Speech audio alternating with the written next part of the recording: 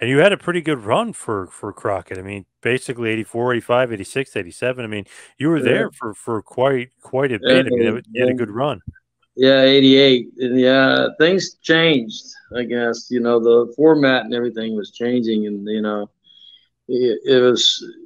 Yeah, we did have a really good run, and things really got wild, and it got really too wild for me, partying and stuff like that. Things were changing, and I wasn't working a lot, and I got caught up in a lot of that scene with some of those guys, some of the guys I hooked up with, because they weren't monitoring us, and it was, it wasn't too good. So the people were leaving. Dusty, well, after we first got to Charlotte, he lost Barry and Mike anyway, and we were at the Coliseum over in Charlotte, and Dusty went over to the bar across the street, and I went over there with him.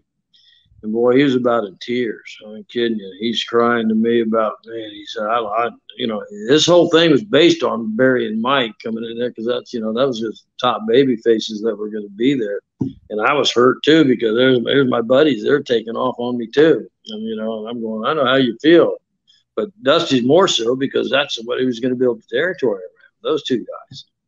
And it was, it was a pretty sad night, me and him sitting there drinking beer, and just, him just, he didn't, it just really changed him a lot. But later on, that was early when we first got there, but later on, then other people started coming in, and then, so I got into some of the guys that just partied a little bit too much, and it was just too much for me.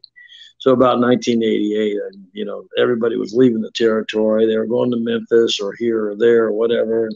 They shifted to all the big guys. That's when Lex Luger started coming in. So you had all these big muscle guys and all that stuff.